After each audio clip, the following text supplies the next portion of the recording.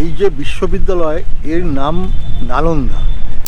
প্রাচীন নালন্দা প্রায় 15 বর্গ কিলোমিটার জায়গা জুড়ে ছিল, যার 90% এখনো মাটির নিচেই রয়েছে। লক্ষ্য করে দেখুন, এই যে দেয়ালগুলো, এগুলোর চওড়া কিন্তু 6 ফিট। নালন্দা ছিল জ্ঞানের সমুদ্র। এই নালন্দায় সেই সময় 3টি গ্রন্থাগার ছিল। এটা বুদ্ধের শিষ্য সারিপুত্রের সমাধিস্তূপ।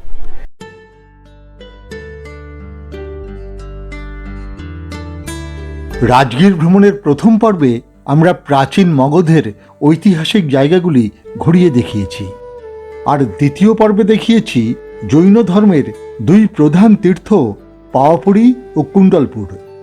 যাঁরা সেই পর্ব দুটি দেখেননি, তারা উপরের আই বোতামগুলিতে ক্লিক করে পর্ব দুটি দেখে নিতে পারেন। ঐতিহাসিক রাজগৃহ ভ্রমণের আজকের পর্বে আমরা আপনাদেরকে সঙ্গে নিয়ে পৌঁছে যাব প্রাচীন বিশ্বের জ্ঞান সমুদ্র, পৃথিবীর প্রথম আবাসিক বিশ্ববিদ্যালয় নালন্দা মহাবিহারে। ইতিহাসের ধুলোমাখা পাতা উল্টে ফিরে যাব আজ থেকে প্রায় 1600 বছর আগে এক প্রাচীন ভারতে, যেখানে প্রায় 750 বছর ধরে জ্ঞানের আলোকবর্তিকা জ্বালিয়ে রেখেছিল এক শিক্ষা প্রতিষ্ঠান। ইতিহাসের সেই কালপর্বকে গভীরভাবে উপলব্ধি করতে আসুন নালন্দা মহাবিহারের এই ঈষৎ পুড়ে যাওয়া লালচে ইটের অলি গলি কন্দরে কিছুক্ষণ হেঁটে বেড়াই।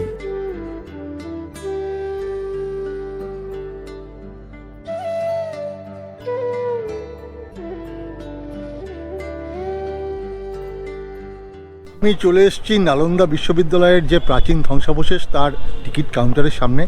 এই হাতে রয়েছে আমার 2টি টিকিট। একটা টিকিট হচ্ছে নালন্দা ঘুরে দেখার, সেটা হচ্ছে 40 টাকা।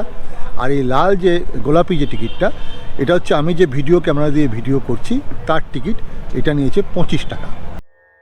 নালন্দা শব্দটির নানা ব্যুৎপত্তি থাকলেও চীনা পরিব্রাজক জুয়াংজাং বা হিউয়েনসাংয়ের মতে নামটি এসেছে ন আলম দা এই কথাটি থেকে, যার অর্থ দানে যার বিরাম নেই।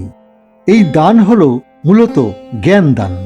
প্রাথমিকভাবে যা শুরু হয়েছিল একটি বৌদ্ধ বিহারের মাধ্যমে।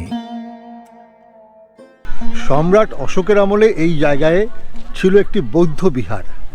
এরপর কুমারগুপ্তের আমলে 427 খ্রিস্টাব্দে এখানে প্রথম বিশ্ববিদ্যালয় প্রতিষ্ঠিত হলো। তারপরে আস্তে আস্তে আস্তে আস্তে পাল যুগে এসে তার খ্যাতি সারা বিশ্বে ছড়িয়ে পড়ল। বিশ্বের বিভিন্ন প্রান্ত থেকে এখানে ছাত্ররা পড়তে আসতেন। তাদের মধ্যে হিউয়েনসাং, ইৎসিং প্রমুখ পরিব্রাজকের লেখা থেকেই আমরা নালন্দা সম্পর্কে বিস্তারিত তথ্য জানতে পারি। এই যে ইঁটগুলো দেখছেন, এগুলো কিন্তু পুরনো ইট নয়, এগুলো একেবারেই নতুন ইট। এবং এখানকার যে এই বিশ্ববিদ্যালয়ে ঢোকার যে গেট, সেটা কিন্তু আবিষ্কৃত হয়নি, কারণ বিশ্ববিদ্যালয়ের যে 90% সেটা মাটির নিচে এখনও রয়েছে, যেখানে বসতি হয়ে গেছে। আমরা যে গেট দিয়ে ঢুকছি এখন, সেটা কিন্তু আমাদের ঢোকার জন্য তৈরি করা হয়েছে। এটা কিন্তু নালন্দা বিশ্ববিদ্যালয়ের গেট নয়। 1812 সালে স্যার ফ্রান্সিস বুকানন হ্যামিল্টন উঁচু মাটির ঢিবিযুক্ত এই স্থানটি প্রথম আবিষ্কার করেন। এরপর 1861 সালে ব্রিটিশ প্রত্নতাত্ত্বিক স্যার আলেকজান্ডার কানিংহাম এটিকে প্রাচীন নালন্দা মহাবিহার হিসাবে চিহ্নিত করেন। পরবর্তীকালে 1915 থেকে 1937 এবং পরে 1974 থেকে 1982 সাল পর্যন্ত ভারতীয় পুরাতাত্ত্বিক সর্বেক্ষণ সংস্থার খনন কার্যের ফলে এই অঞ্চলে 11টি মঠ ও 6টি মন্দির সহ বিশাল একটি কাঠামো মাটির নিচ থেকে বেরিয়ে আসে। 2016 সালে ইউনেস্কো এই জায়গাটিকে ওয়ার্ল্ড হেরিটেজ সাইট হিসেবে ঘোষণা করে। নালন্দা বিশ্ববিদ্যালয় 3টি ধাপের মাধ্যমে তৈরি হয়েছিল, 3টি যুগে। প্রথমে একদম নিচে হচ্ছে গুপ্ত যুগের কাঠামো, এরপর সেটা মাটির নিচে ডুবে যাওয়ার পরে এরপর হচ্ছে এই জায়গাটা আমরা যেটা দাঁড়িয়ে আছি, সেটা হচ্ছে হর্ষবর্ধনের সময়কালের। এবং এই যে উপরের দিকে যেটা দেখা যাচ্ছে, এটা হচ্ছে পাল যুগের, অর্থাৎ সর্বশেষ নির্মাণ হচ্ছে পাল যুগে। 427 খ্রিস্টাব্দে গুপ্ত সম্রাট প্রথম কুমারগুপ্ত নালন্দা বিশ্ববিদ্যালয় প্রতিষ্ঠা করেন। এরপর গুপ্ত সাম্রাজ্যের নানা শাসক ও অসংখ্য পৃষ্ঠপোষকের সহায়তায় নালন্দার বিকাশ ঘটতে থাকে। পরবর্তীকালে গুপ্ত সাম্রাজ্যের পতনের পর পুষ্যভূতি রাজবংশের হর্ষবর্ধন ও অন্যান্য রাজন্যবর্গ এবং তারও পরে 750 থেকে 1161 খ্রিস্টাব্দ পর্যন্ত পাল রাজবংশের আনুকূল্যে নালন্দার নানা ধরনের উন্নতি ঘটতে থাকে। প্রাচীন নালন্দা প্রায় 15 বর্গ কিলোমিটার জায়গা জুড়ে ছিল, যার 90% এখনো মাটির নিচেই রয়েছে, যেটা খুঁড়ে বার করা যায়নি, কারণ সেখানে বসতি স্থাপন হয়ে গেছে। মাত্র 10 ভাগ যেটা আমরা দেখছি, এটা হচ্ছে 10 ভাগ। তো তার এই দিকটা ছিল ছাত্রাবাস, এখানে ছাত্ররা থাকতেন, পড়াশোনা করতেন, এবং প্রতিটা ছাত্রাবাসের যে মন্দির সেটা তার উল্টো দিকে ছিল, মানে আমার যে সামনের দিক সেই দিকে।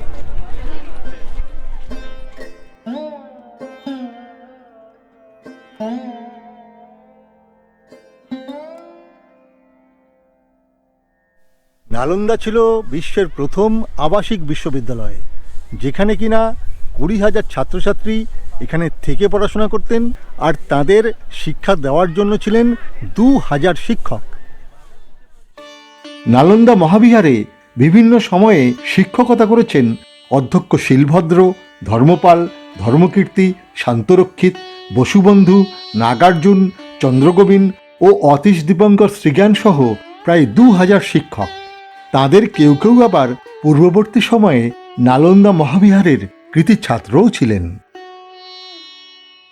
এছাড়াও নালন্দার কৃতি ছাত্রদের মধ্যে ছিলেন হিউয়েনসাং বা জুয়াংজাং। তিনি 7ম শতাব্দীতে চীন থেকে এখানে এসে দীর্ঘকাল পড়াশোনা করেছিলেন। তিনি ছাড়াও চীন থেকে এসেছিলেন ইৎসিং। এছাড়াও কোরিয়া, জাপান, ইন্দোনেশিয়া, পারস্য ও তুরস্ক থেকে বিভিন্ন সময়ের ছাত্ররা এখানে পড়াশোনা করতে এসেছেন। বিশ্বের বিভিন্ন প্রান্তে বৌদ্ধ ধর্মের বিকাশে নালন্দার বিদেশি ছাত্রদের ভূমিকা অনস্বীকার্য। এই ছাত্রাবাসেরই পথ ধরে কোনো এক সময় হেঁটে যেতেন অতীশ দীপঙ্কর শ্রীজ্ঞান, শিলভদ্র কিংবা হিউয়েনসাং সহ সেই সব কৃত্যবিদ্য পণ্ডিতের দল। এ কথা ভাবলেই রীতিমতো রোমাঞ্চ জাগে। লক্ষ্য করে দেখুন, এই যে দেয়ালগুলো, এগুলোর চওড়া কিন্তু 6 ফিট, অর্থাৎ বাইরে থেকে যাতে তাপ না ঢোকে তার জন্যই এই ব্যবস্থা ছিল। এবং এই ছোট ঘরে একজন করে ছাত্র থাকতেন, অর্থাৎ একটি ছাত্রের জন্য একটি ঘর, এবং তার যে দেয়াল সেটা হচ্ছে 6 ফিট। এটা হচ্ছে একটা কি বলবো, এক ধরনের এয়ার কন্ডিশন সিস্টেম, যেটা কিন্তু এই ঘরগুলোকে ঠান্ডা রাখত। নালন্দায় মূলত সংস্কৃত ও পালি এই 2 ভাষায় পড়ানো হতো। পাঠ্যক্রমে ছিল বৌদ্ধ ধর্ম ও দর্শন, ভাষা ও সাহিত্য, বিজ্ঞান ও গণিত, চিকিৎসাবিদ্যা, যুক্তিবিদ্যা, রাজনীতি, অর্থনীতি, ভাস্কর্য, স্থাপত্য এবং শিল্পকলা। এইসব বিষয়গুলি পড়ানোর জন্য ছাত্রদের কাছ থেকে কোনো ধরনের বেতন নেওয়া হতো না। থাকা, খাওয়া, পড়াশোনা সবই হতো বিনামূল্যে। নালন্দা একটি মহাযান বৌদ্ধ বিহার হওয়া সত্ত্বেও হিন্দু গুপ্ত বংশের রাজারা এই বিহার প্রতিষ্ঠা করেন এবং এটি চালানোর জন্য সমস্ত ব্যয়ভার বহন করেছেন। এ এক ব্যতিক্রমী উদাহরণ। গুপ্ত রাজারা ছাড়াও পরবর্তীকালে বিভিন্ন রাজবংশ নালন্দার পৃষ্ঠপোষকতা করেছিলেন। নালন্দা ছিল জ্ঞানের সমুদ্র। এই নালন্দায় সেই সময় 3টি গ্রন্থাগার ছিল। প্রথাগত তিব্বতী সূত্র অনুসারে নালন্দার গ্রন্থাগারটির নাম ছিল ধর্মগঞ্জ। 3টি বহুতল ভবনে গ্রন্থাগারটি অবস্থিত ছিল। ভবনগুলির নাম ছিল রত্নসাগর, রত্নদধি এবং রত্নরঞ্জক। এর মধ্যে রত্নদধি ছিল 9 তলা বিশিষ্ট ভবন। অনুমান করা হয় এই সব ভবনগুলিতে প্রায় 90 লক্ষ বই ছিল। ছাত্রাবাস পেরিয়ে আমরা চলে এলাম একটি ফাঁকা জায়গায়। এখানে এক পাশে বুদ্ধদেবের মন্দির এবং অন্য পাশে ছিল গুদামঘর।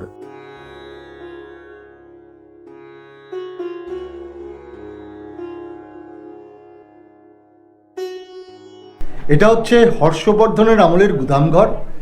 এর যে ছাদটা, এটা একটা আর্চ, এই বড় বড় ইটগুলো সাজিয়ে এদিক থেকে এদিকে পরপর ইট সাজিয়ে এই আর্চটা তৈরি করা হয়েছে। তো এই সম্পূর্ণ আর্চ আকৃতির যে বিষয়টা, এটা কিন্তু সম্পূর্ণ ভারতীয় স্থাপত্য শৈলী, যেটা কিনা পরবর্তীকালে ইংরেজরা বিভিন্ন রেলের সেতুতে ব্যবহার করেছিল।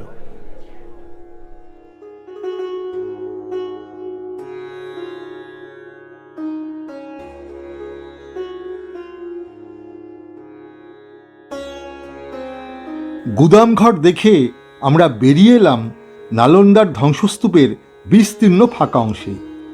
সেখানে একেবারে বাম প্রান্ত ঘেঁষে রয়েছে বিশালাকার এক স্তূপ। এই যে স্তূপ, এটি হচ্ছে বুদ্ধের শিষ্য সারিপুত্রের সমাধিস্তূপ। এই স্তূপের ছবি আমরা বিভিন্ন ইতিহাস বইয়ে দেখি। এটা প্রকৃতপক্ষে যখন এখানে বৌদ্ধ মহাবিহার ছিল, সেই সময় অশোকের আমলে এটি তৈরি হয়েছিল। এটা বুদ্ধের শিষ্য সারিপুত্রের সমাধিস্তূপ। এরপর যখন সেটি ধ্বংস হয়ে যায়, তার পরবর্তী ধাপে গুপ্ত যুগে, তারপর হর্ষবর্ধনের যুগে, তারপর পাল যুগে ধাপে ধাপে এটা উঁচু হয়েছে এবং এখন অনেকটা উঁচু দেখাচ্ছে, যার সামনে এখানে যখন বৌদ্ধরা আসেন প্রার্থনা জানান।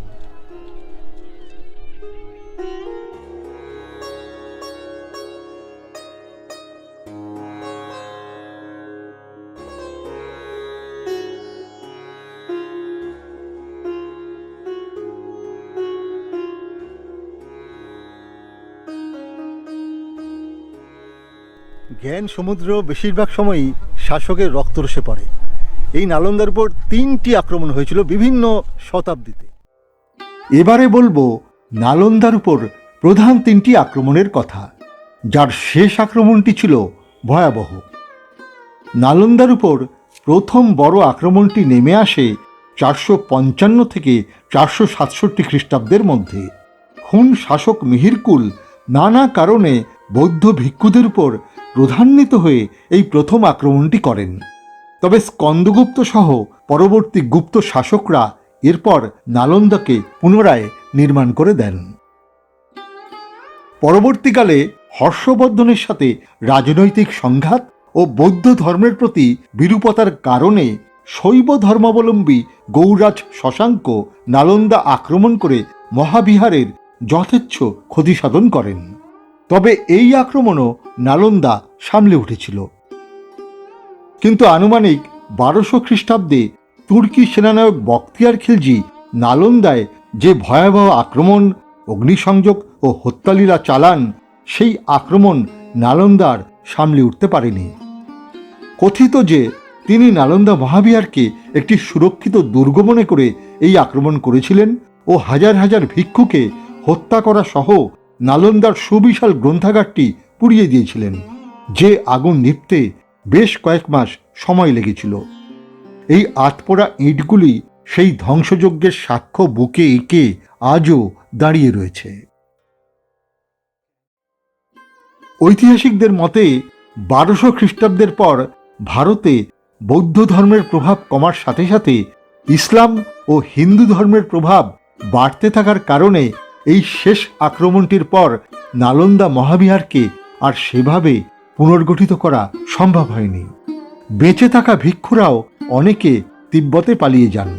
নালন্দাও ক্রমশ তার পূর্ব গৌরব হারিয়ে বিস্মৃতির অতলে চাপা পড়ে যায়।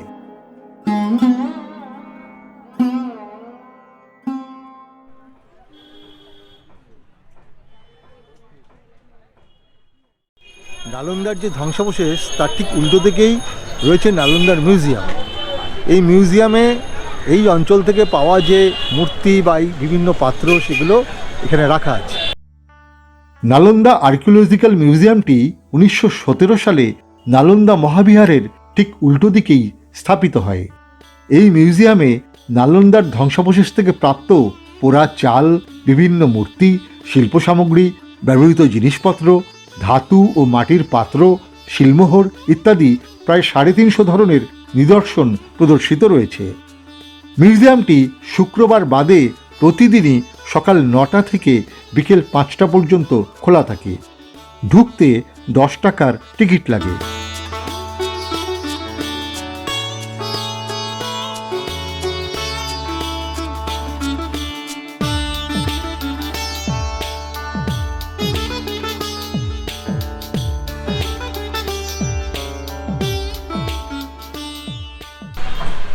আমাদের রাজগির নালন্দা ট্যুর প্রায় শেষের পথে। আমরা এই নালন্দা দেখে এখন ফিরে যাব রাজগিরে। আর কালকে সকালে উঠে আমরা এখান থেকে চলে যাব গয়া এবং বুদ্ধগয়া দেখতে। সেই ভিডিও এই চ্যানেলেই আসবে, আপনারা অবশ্যই দেখবেন। আর আজকের পর্ব কেমন লাগলো তা একটা কমেন্ট করে আমাদের জানান। ভালো লাগলে একটা লাইক দিয়ে চ্যানেলটা সাবস্ক্রাইব করে সঙ্গে থাকুন। দেখা হবে এরকমই কোনো ভ্রমণমূলক পর্বে। সকলে সুস্থ থাকুন এবং অবশ্যই ভালো থাকুন।